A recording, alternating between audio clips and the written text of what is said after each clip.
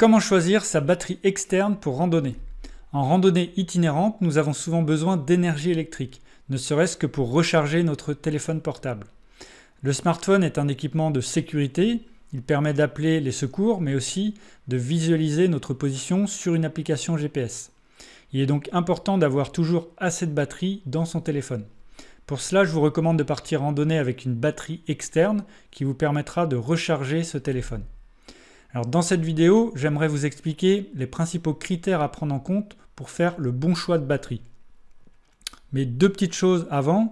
Si vous partez randonner à la journée et que vous utilisez beaucoup votre téléphone pour vous situer ou pour prendre des photos, la batterie externe n'est pas superflue car les téléphones se déchargent parfois assez vite. À vous de tester votre matériel. Et deuxième chose, les batteries externes s'appellent aussi power bank en anglais. Donc si vous voyez ce terme, ça correspond à nos batteries externes. Alors, voici les 4 critères principaux pour choisir sa batterie externe. Le premier critère, c'est de regarder la capacité de la batterie. Alors, cette capacité, elle est exprimée en milliampères-heure. C'est la même chose pour la batterie de votre smartphone. Concrètement, la batterie d'un smartphone varie entre 2000 et 6000 mAh. Alors 2000, on est vraiment sur des téléphones assez anciens et les capacités les plus courantes actuellement sont entre 4000, 4005, voire 5000 mAh. Alors la capacité des batteries des autres appareils que vous souhaitez emporter avec vous, que ce soit un appareil photo ou un GPS par exemple, sont également en mAh et donc sur les batteries, c'est indiqué, la capacité est indiquée. Donc il faut additionner toutes ces valeurs pour choisir une batterie externe d'une capacité adaptée à vos besoins. Alors il en existe de toutes sortes, vous avez des 1000, 2000, 4000, 5000 mAh et puis vous avez aussi des 10 000, des 15 000, des 20 000. Il y en a encore plus grosses mais on va s'arrêter là pour nos besoins. Alors ce que je vous recommande moi c'est une batterie de 5000 mAh si vous avez juste votre smartphone à recharger et que vous voulez alléger au maximum votre sac à dos. Par contre dans ce cas vous ne pourrez recharger votre smartphone qu'une seule fois en admettant qu'on a un téléphone plutôt moderne qui est de 4-5 000 mAh. Je vous recommande une batterie de 10 000 mAh si vous souhaitez avoir plus d'autonomie, donc 2 recharges de téléphone et ou que vous avez d'autres appareils à recharger. Donc ça c'est un bon compromis poids-sécurité, le 10 000 mAh. Et puis vous avez les batteries 20 000 mAh qui peuvent être intéressantes à vélo ou en kayak. Si vous avez des équipements à recharger, si vous avez beaucoup de choses à recharger et que vous avez besoin d'une grosse autonomie. Mais je ne vous les recommande pas en randonnée à pied parce que ça commencerait à faire un petit peu lourd. Alors dans tous les cas, si vous avez besoin de grosses capacités, il est préférable de prendre plusieurs petites batteries, donc par exemple 2 batteries de 10 000 mAh, plutôt qu'une seule de 20 000. De cette manière, si une de vos batteries tombe en panne, l'autre fonctionnera. Donc ça vous donne un peu plus de sécurité. Alors notez que la majorité des batteries externes proposent une tension d'entrée et de sortie de 5 volts, ce qui veut dire que vous ne pourrez recharger que des équipements qui peuvent se recharger par USB en 5 volts. Donc attention aux drones un peu imposants ou éventuellement alors les tablettes ça va, mais les PC portables par exemple, vous pouvez avoir des problèmes à ce niveau-là. Alors deuxième critère, c'est le poids de la batterie. Évidemment, plus la capacité de la batterie est grande, plus la batterie est lourde, mais à capacité égale, le poids peut varier. Pour ça, il est intéressant de comparer du coup le nombre de grammes par milliampère-heure. Vous comparez le poids et la capacité de la batterie, et entre plusieurs batteries, vous regardez quelle est la plus intéressante. Ça, ce sont des valeurs que je calcule et que j'ai indiquées dans ma sélection. J'ai fait une sélection de batteries, des meilleures batteries pour randonnée, dont je vous parle juste en fin de vidéo. Alors rappelez-vous, pour limiter le poids de votre sac, vous devez limiter vos besoins. Plus on est léger en randonnée, et plus c'est agréable. Et limiter ses besoins, ça veut dire aussi, entre autres, limiter ses besoins en énergie électrique. Donc essayez d'être assez minimaliste à ce niveau-là pour vous alléger. Alors le troisième critère, c'est la dimension de la batterie. Alors là-dessus, il n'y a pas grand-chose à dire, mais il y a juste des batteries à capacité égale. En général, elles font toutes à peu près le même volume, mais certaines sont assez plates avec des grandes longueurs, des grandes largeurs, et puis d'autres sont un peu plus épaisses et du coup un peu plus compactes en largeur et en longueur. Et moi, je préfère ces batteries un peu compactes, hein. C'est plus facile à ranger, ça, je sais pas, ça paraît moins fragile. C'est plus pratique.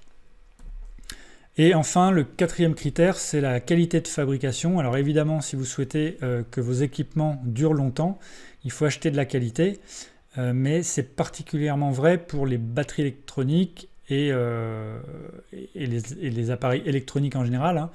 Si vous voulez que la performance dure dans le temps, hein, parce qu'une batterie, forcément, la performance va diminuer dans le temps, et plus vous achetez de la qualité et plus ça va durer.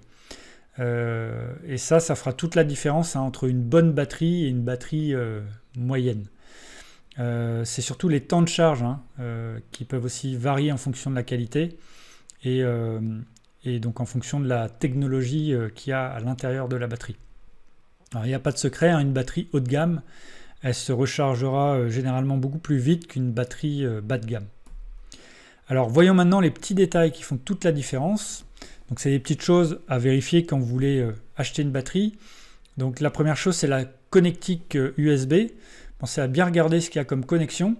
Vous trouverez en général soit alors du micro USB, ce qu'on appelle aussi le micro USB-B.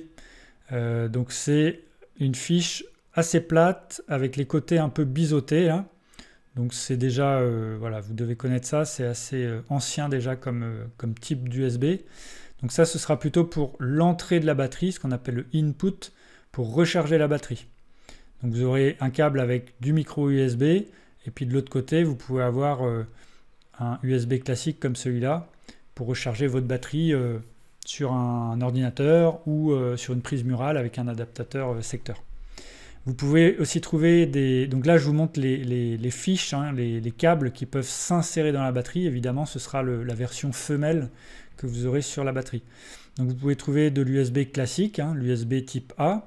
Donc ça, c'est l'USB que vraiment tout le monde connaît, hein, le truc assez gros, rectangulaire, qu'il ne faut pas mettre dans un sens, sinon ça ne rentre pas. Donc ça, ce sera plutôt en sortie, donc le output, pour recharger vos appareils. Donc là, concrètement, vous allez brancher le câble de rechargement de votre téléphone portable, par exemple, hein, qui sera comme ça dans la prise femelle USB type A. Et puis vous trouvez aussi sur certaines batteries haut de gamme, en tout cas les dernières batteries qui commencent à arriver, de l'USB type C. Donc l'USB type C, c'est un USB qui est c'est tout plat, mais c'est beaucoup plus rond c'est bien rond sur les côtés.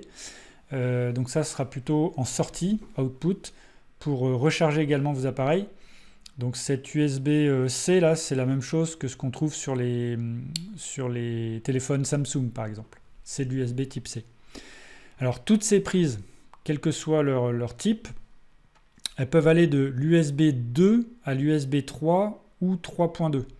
Ça correspond à une vitesse de transfert, donc de charge plus ou moins rapide.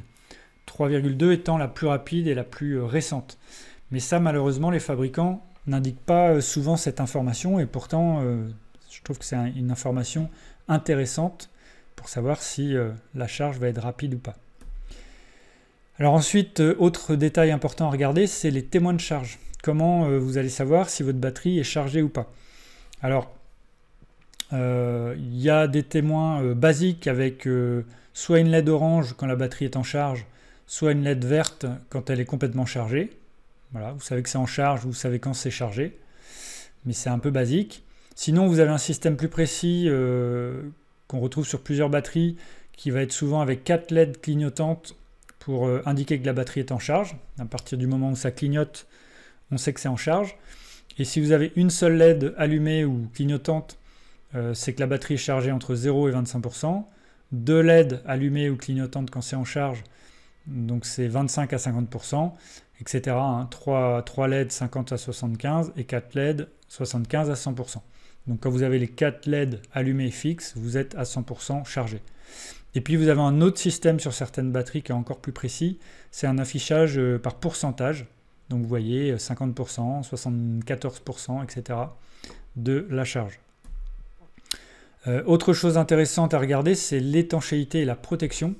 Alors la plupart des batteries externes ne sont pas étanches et ne sont pas protégées contre les chocs, mais il en existe quelques-unes qui le proposent. Alors le problème, c'est que ces batteries qui sont étanches et protégées sont souvent plus lourdes. Donc personnellement, je trouve que cette protection supplémentaire, elle n'est pas forcément nécessaire. Il suffit de mettre la batterie dans un petit sac étanche avec les autres équipements sensibles de l'humidité. Hein. Et voilà, vous mettez ça dans un sac à dos, dans la poche du rabat, et vous êtes la batterie sera à l'abri de l'eau et des chocs. Et si on y fait attention, il n'y a pas trop de soucis à ce niveau-là. Alors vous retrouverez ma sélection des 3 meilleures batteries externes pour randonnée juste en dessous de la vidéo dans la description. Vous avez des liens sur lesquels vous pouvez cliquer dessus pour voir de quelle batterie il s'agit. Cette sélection est tirée de mon guide gratuit que j'ai créé pour vous. Si vous souhaitez découvrir ma sélection de 150 équipements pour partir randonnée léger et en sécurité, eh bien téléchargez mon guide ultime du matos pour randonnée. Vous y trouverez les meilleurs compromis légèreté, résistance, polyvalence, confort, prix. Et en bonus, je vous propose également dans ce guide 3 checklists pour ne rien oublier. Alors la transparence est important. Quand vous cliquez sur le lien du matériel que je vous recommande, que ce soit sous cette vidéo ou dans mon guide, je touche dans la plupart des cas une petite commission sur le produit que vous achetez. Mais ça ne vous coûte pas un centime de plus. C'est ce qu'on appelle l'affiliation. La création d'un guide comme celui-ci me demande énormément de temps et cela me permet de vous proposer tout ce contenu gratuitement.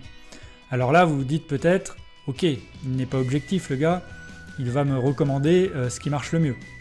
Eh bien non. Pourquoi ? Moi, ce qui m'intéresse, c'est de vous conseiller l'équipement qui vous convient le mieux. Alors que le modèle sélectionné soit disponible ou pas avec de l'affiliation, je vous le propose de toute façon. En bref, l'affiliation n'est en aucun cas mon critère de choix. Je m'engage donc à vous donner vraiment mon avis objectif. Et les conseils que vous trouverez dans ce guide ou dans ces vidéos sont les mêmes que ceux que je donnerai à un ami. C'est d'ailleurs également le matériel que je sélectionne pour moi, hein, pour mon propre usage personnel. Donc je ne vois pas pourquoi j'irais vous proposer des équipements que moi-même je n'utiliserai pas. Alors pour continuer sur la transparence de mes recommandations, sachez que je n'ai pas tout testé sur le terrain. Une partie des équipements oui, mais pas tout. Mais encore une fois, c'est le matériel que j'ai sélectionné si je devais me rééquiper. Allez, je vous laisse télécharger le guide et à votre tour, vous pouvez m'aider en mettant un pouce bleu et en vous abonnant à la chaîne Besoin d'Aventure. Je vous souhaite de belles aventures.